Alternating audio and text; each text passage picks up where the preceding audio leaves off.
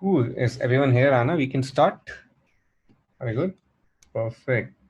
Hey guys, thank you so much for coming for this PMF night, and thank you so much for your time. And by the way, I'm not on a vacation. It's just a Zoom virtual background. So yeah, not on a vacation. I hope that would have been the case, but unfortunately not. So I'm sitting at my home, and yeah. Uh, so today we have with us Vipin from Circles.Life, and Vipin is currently heading products at Circles.Life, and in the past he has built products for InMobi, Flipkart, Yahoo, and now he is working as a global head of products at Circles. And Yes. cool, hey guys, you can yeah, Vipin just said hi to you all. I'm not sure if I interrupted in between. Cool. I'll just talk briefly about PMF and what we do, and what PMF is about, and what we have been doing over the years. Yeah. So for those of you who don't know, what PMF is. Like PMF stands for Product Management Festival.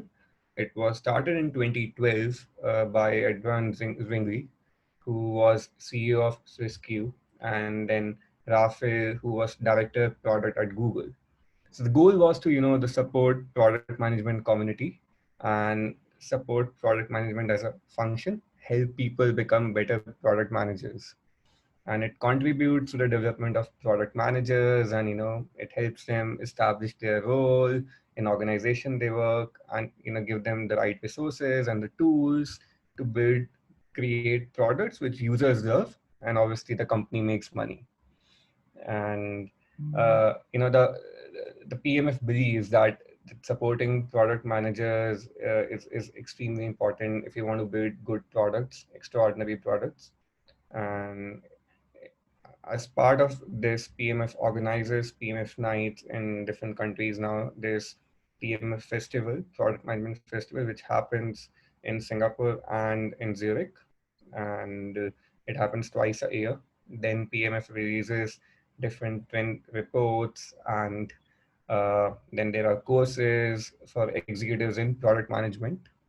There's one course which PMF has in collaboration with INSEAD, which is specifically for product managers who are, who have experience and they want to get to that next step in their career. There's this 1 year course which PMF runs with INSEAD. So if you see in this slide, this primarily talks about what PMF does and what other different activities PMF does. There's trends and benchmark report. So it's a report which talks about uh, different salaries PMs are getting across the world, different job opportunities product management as a function has in different parts of the world, the key reasons PMs stick to a job, the key reasons why PMs don't stick to a job. It's one report which I personally find very useful. Like it gives you a complete view of what's happening throughout the world, not just not just not just of the country or the city you're working in. Then the second thing is you look at the PM nights. So PM nights is like this is one of the PM nights. Before COVID, we used to do it in person and followed by a dinner or a few snacks. But now, because of COVID, it's happening virtually.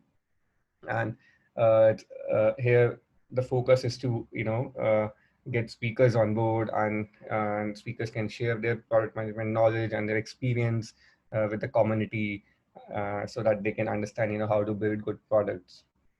And then there is this program which I talked about. It's Product Management Executive Program. It's a 5-day long executive leadership program, which is in collaboration with NCR and PMF. And the program is taught by chief product officers, head of product, and VP of products. And the goal is to refine your executive leadership PM skills. Cool. So uh, I recommend if you guys can scan this QR code now. Once you scan this QR code, you can download the trends and the benchmark report. This report covers different, like details around different roles in different companies in different part of the world. And it also talks about why PMs stick to a job in a particular country or why they don't stick, like the importance of job satisfaction, organizational focus, and the leadership skills. So this report is based on a global survey of 2,000 product managers from over 30 countries, and it's completely free. You don't need to pay anything. So you can just scan the QR code and download the report. That's cool. Or alternatively, you can also go to the PMF website and download this. Cool.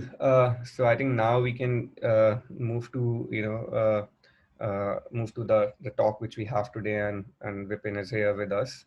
So I'm Lakshay, and I work as a product management ambassador for PMF in Singapore, and we have got Vipin with us, and Vipin is from Circles.Life, and the topic for today is giving power back to the customers in ever disrupted world. Something sharing from my personal experience. Uh, like when I talk about telcos and Circles.Life, like Circles.Life is a digital telco in Singapore, and it has literally given power back to the customers in controlling their data plans, and and having that digital first approach, and which has really you know uh, like brought a revolution in this part of the world, and now not just in Singapore but also in Australia, Taiwan, and India. So good to know more about how the team has done, and how they have built this product and what next they are looking at. So I'll hand it over to Vipin now, from here. Vipin, over to you. And yeah.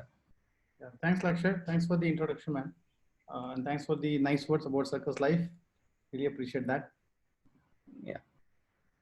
Yeah. So also thanks everyone for attending this brief session. I hope uh, it's of value because you are putting your 1 hour here. So I really want to make sure that you get some benefit out of that. So thanks for your time. Let me just share my screen and let me know if you can see it.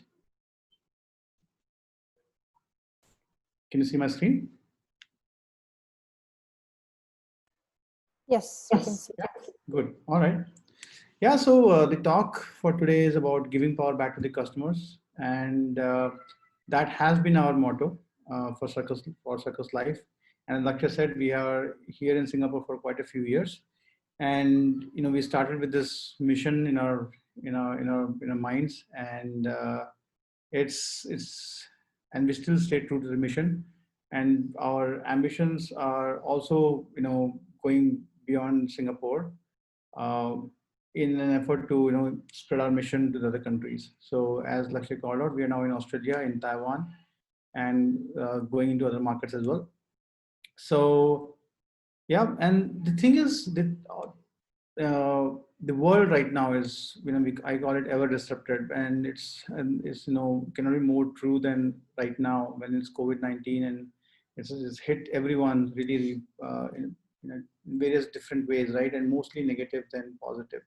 So some examples here, right? Some brands, for example, are using this event and pandemic in very interesting ways, right? So it's no question that the brands have to pivot, but many companies, many organizations are doing minor tweaks, but some brands are going way beyond that, right? They're making really bold pivots. For example, the one on the left-hand side is actually a UK-based social enterprise called Change, please. And it trains homeless people to work as baristas. And in April this year, this non-profit unveiled serious tissues. That's like 100% recycled toilet paper, and they sold it to support frontline workers in the country. Now, this range, which was almost like a year in making, and it was initially built to handle climate change, but then now in this time, the organization saw an opportunity to to support frontline workers with this kind of brand. And to address this crisis, the profits were instead going to the company, they went to the frontline workers, right? So that's one example. The second example is in the middle, right, where it's which is Shanghai Fashion Week team. They teamed up with Tmall in this, in I think in March, and they delivered this 7-day runway show scheduled on Taobao Live. Now this was supposed to be a real, real life in person fashion show with over 150 brands and designers coming in. But then they made this into a virtual show, and the uh, the profits were enormous, like almost I think a few $1 million, and then they replicated this in London, Paris, Copenhagen, other places. So this one more example of how the brands are making pivots. And I mean, back home here, Blue Cuisina, right? I mean, it's a great place. I really like the food, and hence I put this example here. So it's a Greek restaurant. It's in Bukit Timah, and I think it's now in Dempsey as well. So they started with this new venture called Blue Cuisina Mart, and with their online store, the customers are now able to shop online, and you can shop from a variety of ingredients, from a fresh produce to spices and everything. And you know, uh, these things are handpicked by chefs, so you can make similar tasting food at your own home. So it's an interesting concept, right? Now, why am I talking about these things? What happened? Like, what's the context here, and how does it apply to Circles.Life? So the things to take out from this is, we don't need to take anything for granted. We don't take things for granted, and it doesn't spare anyone. Any country, any market, any vertical, any business doesn't spare anyone, including us, Circles.Life. And in this whole episode, right, I want to just share with you what we did, and I hope there's some learning, learning of a few things. And in the next few sessions, when PMF organizes something similar, I hope we can learn a thing from you as well. And maybe in the question Q&A session later on, you can share your experiences as well, so we can learn from that as well. Yeah, that's the whole intent, to trigger a discussion, nothing else. Yeah. So this is coming back to what Lakshya said in the beginning, right? We have built Circles.Life to be the voice of the customer, and we stay grounded in those roots. So across the company, we continue to listen to our customers as a guiding voice. We've gone beyond Singapore as well, and Australia and Taiwan, like we talked about. So we really believe in this power to the people, and what it means is we allow users to engage with us, and you know offer personalized offerings, give them personalized offerings, so that we strive uh, towards this message, towards the mission, right? And as consumers ourselves, we're also consumers of our own products. So we understand how much more engaged and connected to a brand we feel based on how it relates to our needs, right? So that's very important to us. And in the current situation, what we've done is, and this is all happening in last 2-3 months, right? Um, we know that connectivity is a key to our customers, especially in these times. And we really ramped our telco offerings. And here are the three examples that you see. We in fact launched 14 different products in the last 2 months. And I'll talk about how we made it happen and things like that. But here are three offerings you see, three products you see, about have offering unlimited data, work from home plans, data rollover, because our customers informed us that these things are very important to them, and we listen to them. We roll this out in record time, and it aligned with their interests and their wishes and what they needed from us. So these delighted customers everywhere. We everywhere we launch this, not just in Singapore, but we have some versions of it in other markets as well. And the reviews that are coming in show that the customers really appreciated us. And in a world where many of the telcos are sort of having problems, we have grown in this business in this last few months, um, based on how we have handled this whole situation. I'll talk about that. So not just telco though, but then also when many customers are staying at home during this period, we also analyzed how their lifestyle needs have changed over time, over the last few months. So here's an example, Discover. So this is our telco offering that goes in multiple verticals: food, movies, and events. And movies and events that were happening outside their homes, we are trying to see how we can bring them within their homes now, right? Because and all at one place, instead of them going through multiple apps trying to figure out their options, we are trying to bring all of that in one single place. So it's our sort of effort to bring some semblance of normalcy in people's lives, and this is our effort to doing that. And it has clicked with our users, and the numbers show that it's really aligning with their needs at this time, and it's helping them and us as well. So overall, the idea is that we see our name is Circles.Life, and our plan is to uh, put that life in a Circles.Life. We want to be bigger and bigger and a major part of people's digital lives, and that's our mission, that's our motto, and we are moving fast towards the mission. And the COVID-19 situation has in fact made our resolve even stronger. Yeah. So you know. Yeah, so we found some success, and there were some failures, of course, I'll be honest. And this is sort of a sharing session so that we can learn from each other. We can, I'll share some things, and we'll love to get your feedback on that as well. So, what are different learnings, right? I'll talk about a few.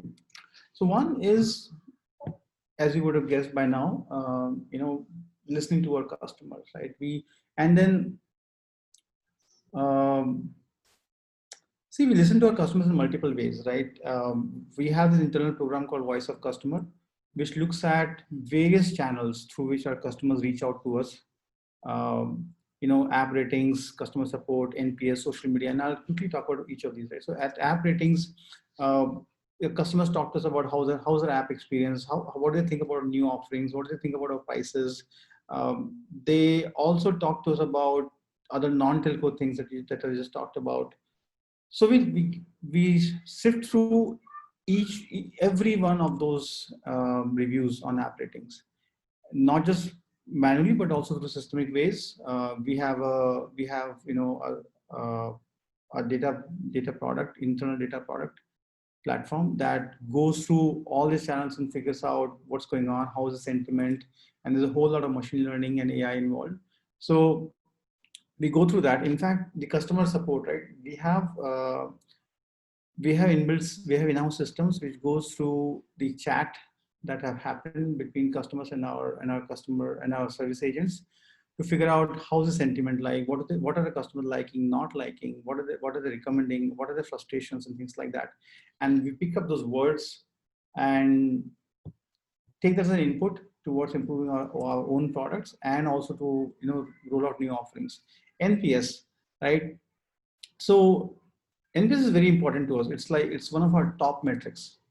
Just like revenue and number of subscribers we have, NPS is the third top metric for us. And we want to make sure that we are head and shoulders above all other players in the market. So, and that is true. We are our NPS is much higher than everyone else in the market in this vertical. And we approach it in a very scientific way, right? We look at all the touch points and interactions that lead to a better NPS, and we also see how NPS is driving all our business metrics as well, like app like engagement, revenue, churn, and all that. So we look at various onboarding metrics. We look at how the delivery has been, how the activations are, how satisfied people are with their bills, how satisfied people are with their customer support and all that. And we look at all those inputs coming in. Look at NPS surveys, and then take some action based on that. Social media is another channel where we listen to our customers, and again, we are very responsive. We respond very quickly and address any of the concerns that people raise out on the social media. We also take feedback that people are just posting on the walls, Facebook wall, Instagram, and other places. So bottom line is, listen to your customers, because without customers, the business doesn't survive. So that's one place to look at, both qualitatively and quantitatively, to figure out how should the roadmap be like and what are the next series we're working on. That's one, like, it is one biggest learning that that comes out of this session is this. It's obvious, but many organizations don't do that. It's mostly just talk, but we really walk the talk. So that's one really big call out here. Yeah.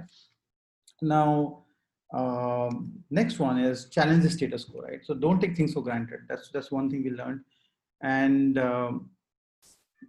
this is something that worked out well for us before. As Lakshay called out, we sort of entered the market and disrupted uh, you know, the whole system, starting with the no contract plan and the kind of offering that we had, the kind of customizations and things we offer, and now that's become the new normal. Like, many other companies have also started offering it. So we have challenged the status quo earlier, and we are doing it even now. So we have never been, afraid to make a difference, irrespective of the situation and circumstances outside, and we continue to do so. We take high confidence bets, which is very data driven, and there's a lot of informed decision making that goes behind the scenes before you put something out. So as I called out, right, we launched 14 different products in 2 months, in March and April. I don't think other telcos could do that, and some stuck, some did not, but those were high confidence bets, and some of them paid off really well, that align well with our customers' interests as well. So that's the learning, right? And we are not saying that we are very successful, or we are very successful already, but we are exploring all these options, right? And it's important to just keep on challenging the status quo, try out different things, and see what works. And when I say, like, try out different things, that's the third one that comes out. Be agile, right? So in the last 3 months, 4 months, we kept coming up with new products, features, improvements based on what our customers have told us, what the feedback we got from the market. Learn from it and iterate, right? Just keep on iterating on it, and this helps us to get to the market faster and faster and better way. Now, we can't guarantee that everything will work out and that we'll be successful, but we believe in this fast learning. We learn from our failures and we keep on moving. Yeah, and then if you see in these three things that I talked about, guys, I'm not talking about observe the competition, right? It's all about customer, because if we address what customer needs from us, it's okay. Competition doesn't matter, right? Because customer is number one important thing, number one important stakeholder, this whole thing, and uh, yeah, just the single-minded focus really helps here. Yeah. And of course, this is about the kind of people we have in the company, and especially in the product team. Everyone displays a sense of ownership and is trusted to lead projects that do have good amount of complexity. Nobody is junior enough to make a difference. Everyone has a big stake in this whole initiative, whole mission, and we do entrust people, capable people, very capable, motivated people that we have in our group, product managers that we have in our group. Everyone displays a sense of ownership, and we have systems and processes so that everyone's OKRs are aligned towards the mission, and there's whole 100% level, 100% accountability and ownership on everything. So yeah, so that's number 4, and it's internal, but it's the most important. It's really important to make sure that whatever you aim for really goes through. Yeah. So guys, please put out our questions as well while you're seeing the slides, and we'll talk about some of them in the end. Yeah.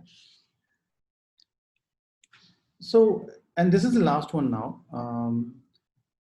Be objective in everything, because in a period of uncertainty, it's very easy to have subjective opinions, and it's very difficult to figure out what will work, what will not. Um, and of course, even with good amount of data, you can never be 100% sure. But then at least there's an objective, very informed decision making that goes on. behind the scenes, because data doesn't lie, right? Data doesn't lie. So it keeps everyone honest, keeps everyone objective, and avoids any biases that anyone may have. It keeps everyone talking the same language, and it's very important that, being very data driven is in the culture of the company.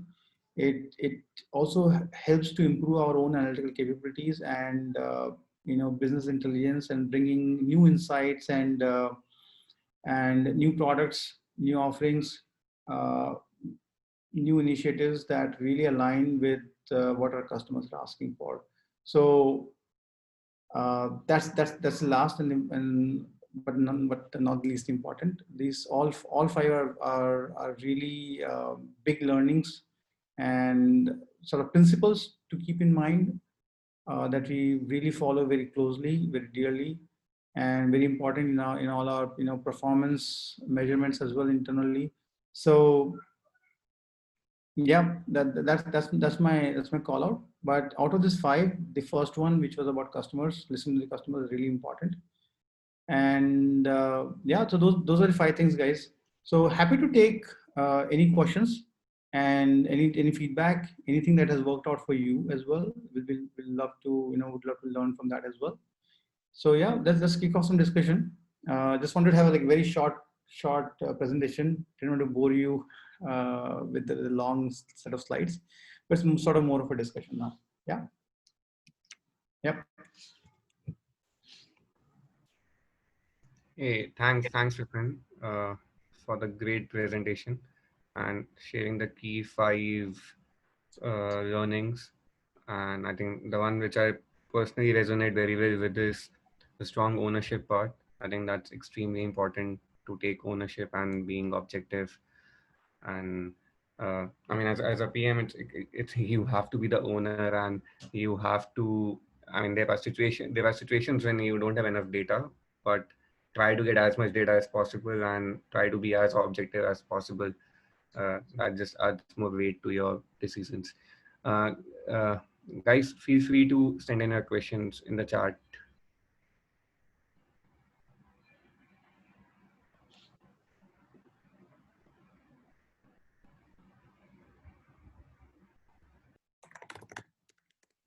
Yeah. Thanks, Sumakzi.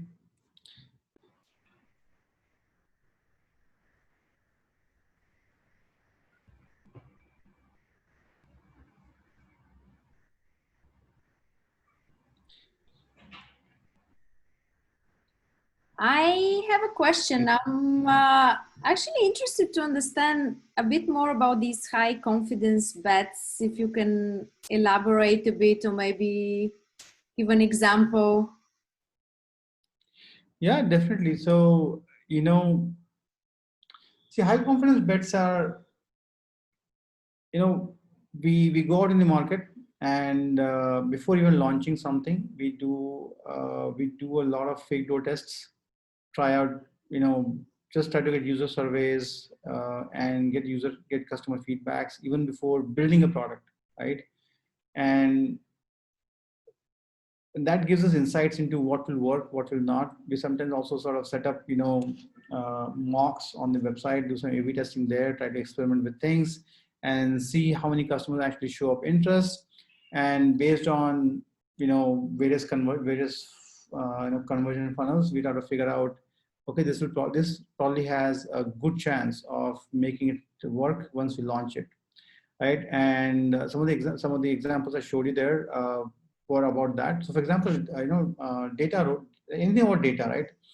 What you'll see is when everybody's at home, you would imagine that people will not use mobile for their data needs. They will use home broadband Wi-Fi, right? That's the usual expected behavior. But what happened, in fact, was very opposite.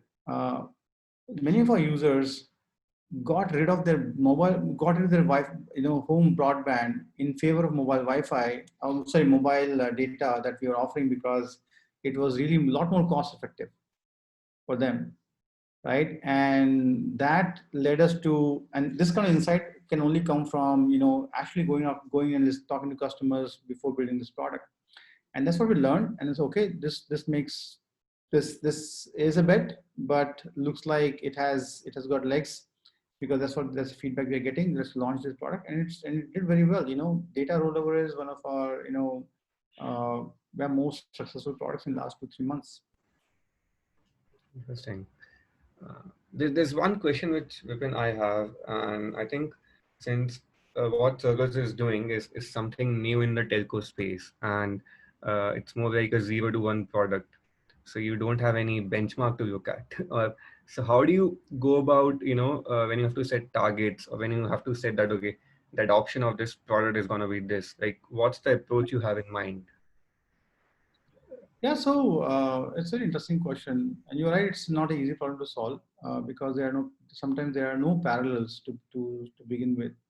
So, you know, one of the sources for having an estimate is, of course, the fake door tests that you have to to get a sense of, this is the persona you are targeting, this is the sort of interest you are getting, and based on that conversion that you're getting, you try to see that, well, if I'm launching at a larger scale, you sort of extrapolate that, and with some buffer, with some discounting factor coming in and all that, saying, okay, this is sort of my worst case practical and optimistic scenario that I'm working with, right? And you sort of figure out your targets that way.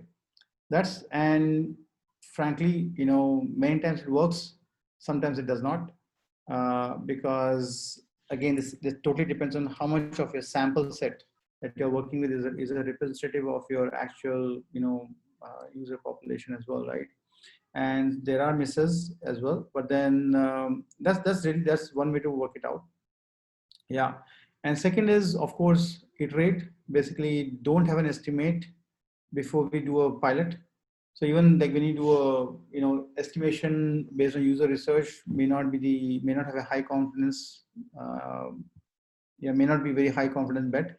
But then we do some pilots, we launch our MVPs, and then based on what traction you get, then we figure out, okay, this is really clicking well, and it's going to scale up, and that's how it works. So it's the product market fit is very interesting thing here, right? Because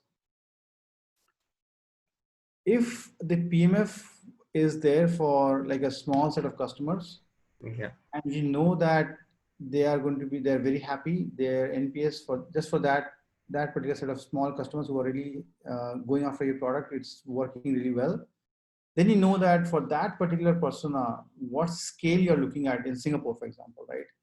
And say, oh, okay, this is the scale you are after. So no matter what, I mean, there could be some other, adjacent personas that might be interested in your product, but that particular persona is going to work really well, and that's the conservative estimate you can go with.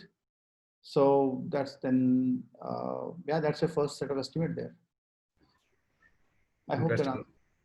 Yeah, I think that definitely answers my question, uh, because it's a new space you're in, and I think the pilot, what it's a pilot only from which you can get the data points, and those data points work as a reference. Yeah, yeah. that definitely makes sense, guys. And And of I course, mean, persona. And of course, persona, right? Because you have to that persona really needs to be very specific.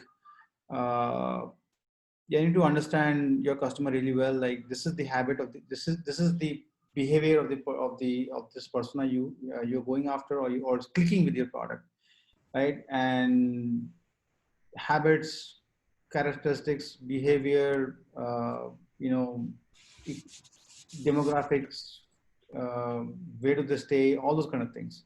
And then you sort of then only you will be able to extrapolate. Otherwise, there is a danger of huge margin of error as well if you don't get the persona right. I see. Uh, Vipin, is there any specific example you want to share, which is, where you, this persona you targeted, and that's how the team looked at these parameters, and then it worked out, beat Yeah, any of mark? course. Right. So recently we launched eSIM.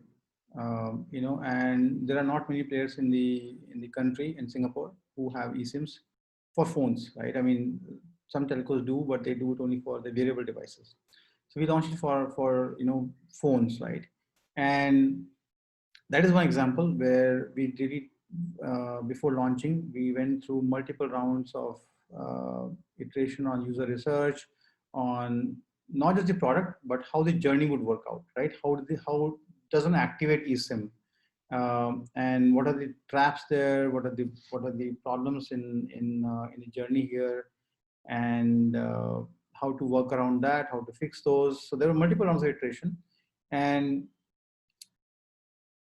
when we put it up on the website and got the interest of people, again, like huge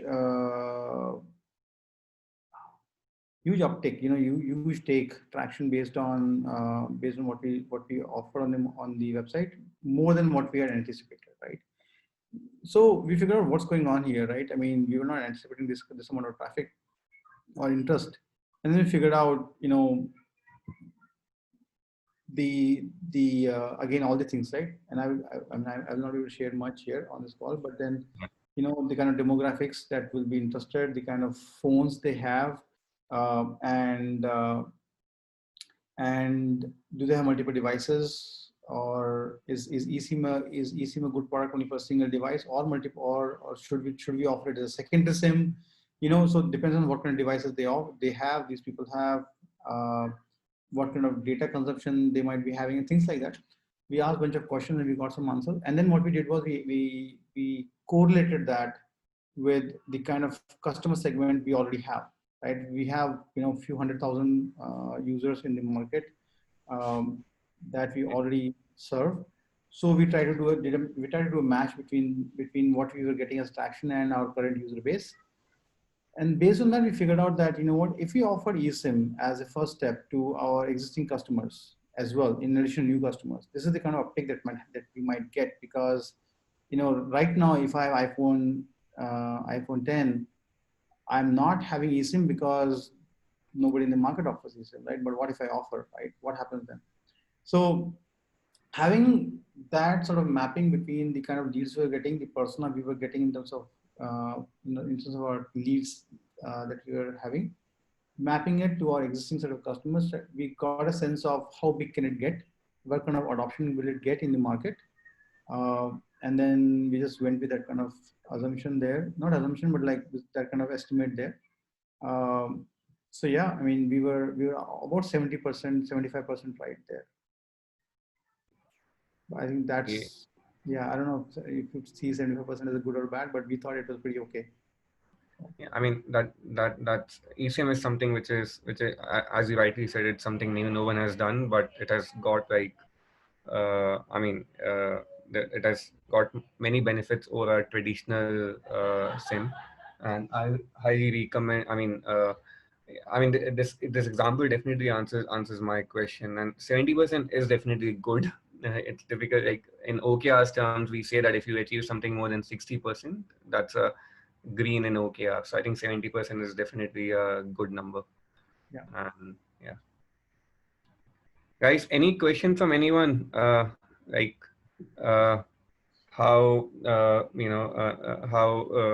Vipin and his team launch eSIM? Any questions on prioritization, stakeholder management, or on basis of product management? Any questions from the group?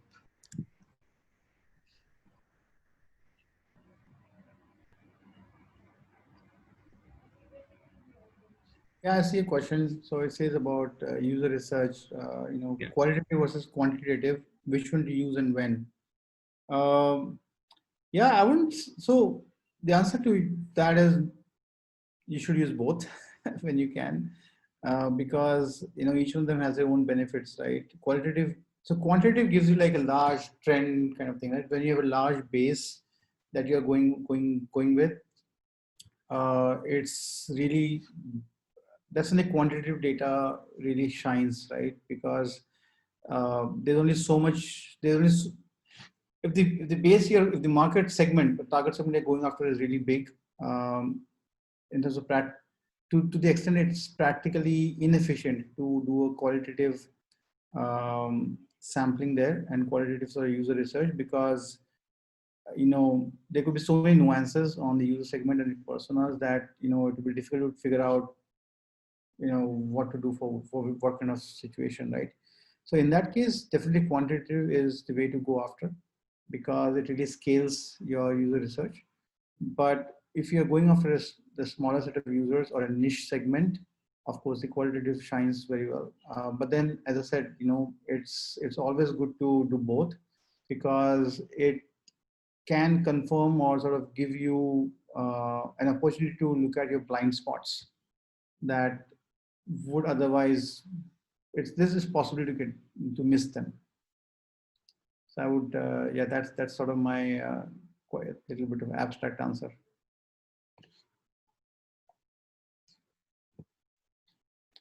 Yeah, I get two more questions here.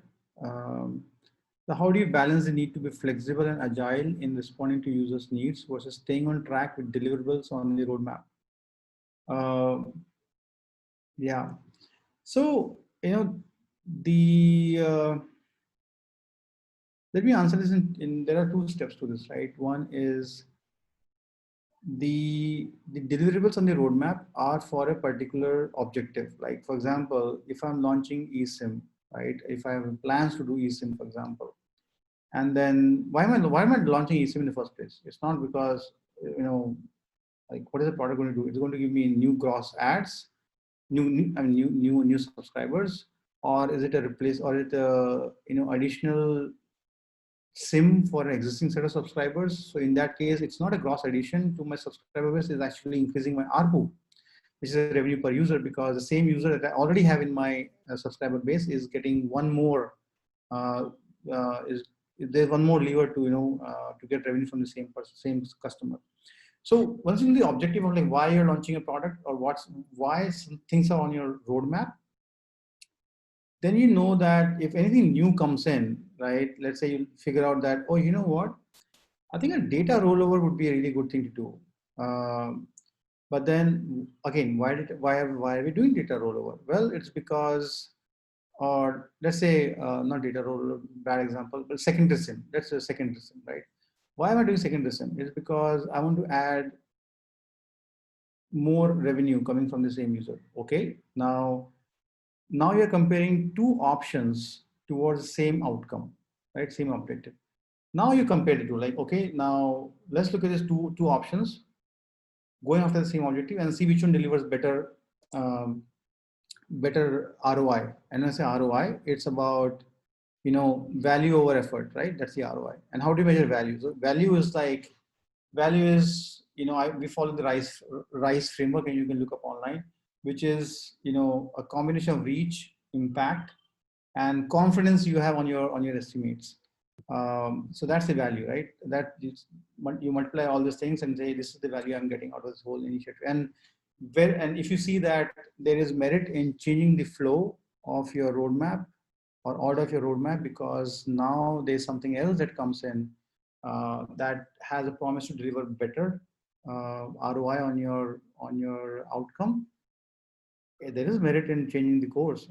But if not, then let's stay on track. That's how I see it, right? I hope that answers the question. But I can always take follow up on that. Yeah, but that's the whole thing. Like, there has to be a bottom line. There has to be a prioritization framework to work with. Without the framework, it's always going to be a yelling match. Whoever shouts the largest or in loudest gets to have a say in the direction, right? So a framework always helps. Keeps everyone talking the same language. That's the bottom line. Yeah. Next question is, it says, in your experience, what are the important steps in product development process for market fit and user adoption? Yeah, so I think the question is, how do you, what are different steps to get the market fit and user adoption? Yeah, so basically, don't commit too early. That's one bottom line on this. Don't commit too early on anything.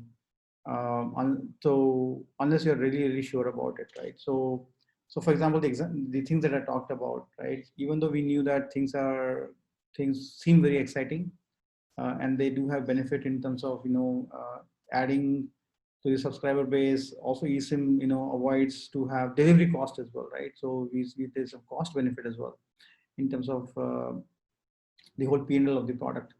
But then it does require good amount of effort and engineering bandwidth to work on that. There's a lot of integrations happening with the partners and vendors and things like that. So there's a lot of effort involved. Now, it's very important to really make sure that there is good amount of user research that has happened before we launch the product. There's a good amount of data you have to prove that, or to prove, basically to indicate at least that this will work out. And this is the scale that you might achieve. It can be, high, medium, low scale. And based on that, you can take a decision that, well, right now this looks like the best option to go after, given all the things that you can do in your product portfolio. And yeah, and after that, it's all about doing a pilot. Very low tech effort, but still high fidelity pilots help. And then of course an MVP. An MVP really needs to be like a full product. Cannot do like 2 features or like half baked stuff. MVP is something that the people can really use end to end, right? Even if it's a smaller product. So MVP needs to go out, and MVP needs to have the most important feature you would want to have in your product needs to be a part of the MVP, because without that you're just putting a lace out there without the shoe, and that doesn't make any sense, right? So yeah, MVP, and then of course then you scale it up, and then basically build on top of the success you have, or just shut it down based on what you see. And when it's a market fit, right, it's all about persona again. I mean, you really have to really have to know your customer, that you can, if you see someone on the street talking to you, this is your customer. Like that persona so well. That's really important. In fact, so we do have 3 different personas. We have names for them, and we know what they wear, we know where they work. We really called out in that detail, like this is the kind of people that are going to be our customers. And yeah, so you really have to know your customer really well. Then only you can do a fit, because you have to know fit for whom, right? So who needs to be very clear here. And then once you know that, then you have the sort of steps you go after. Yeah. There's a lot of references on product market fit that you can look at, and there's a lot of quantitative ways you can do that. So yeah.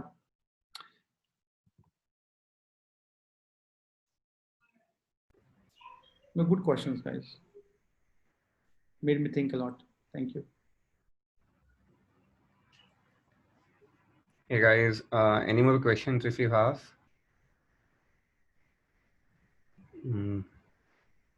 Cool. I think, yeah, a great set of questions. And I completely echo with Vipin here that it's really important to have an MVP, and it's important to do user research before you jump into building the product. I think it's extremely important to have some sort of a validation, and then you jump into building the whole piece. And thank you so much, Vipin, for answering all the questions and helping everyone out. Guys, you can also reach out to Vipin on LinkedIn and ask him any questions if you have. And uh, and Circles.Life is hiring product managers right now. And if you, Yes.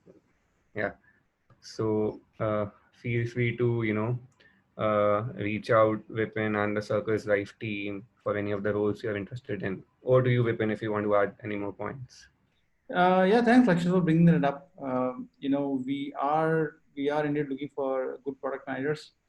We are, as I said in the beginning as well, even in this kind of situation in the market, we are growing, and we are hiring product managers for our really high growth initiatives, and also for customer experience initiatives. So as I said, I mean, as you must have guessed by now, like customer experience is really important for us. So it's a really critical role for us as well. So yeah, please feel free to reach out if you're interested in working for Circles.Life, and if you find all this exciting, so please do reach out. Cool. Thank you so much, Vipin and Circles.Life team for this. And thank you so much for your presentation and answering all the questions for the attendees. And thanks everyone for joining us and finding an hour and a half from your schedule. And uh, we'll keep you updated with the next PMF night. And yeah, thanks for following us. And thank you so much, everyone. Over to you, Anna. Thank you. Thank you very much, everyone, for joining. Have a good evening and take care. See you next time. Yeah, thank you, everyone. Thanks for staying through the presentation and the discussion. Thank you. Bye, everyone. Thank you. Yeah. Yeah. Thanks.